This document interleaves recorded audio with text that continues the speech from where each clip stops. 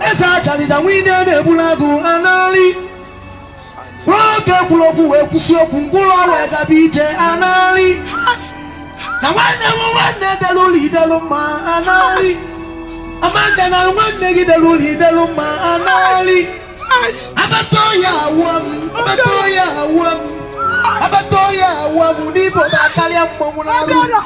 Esa chalija anali. Ne kodogu.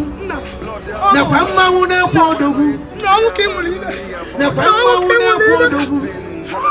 Amanda nesa chaija wandegi anali. Wedi ke so gwa chobadi ke.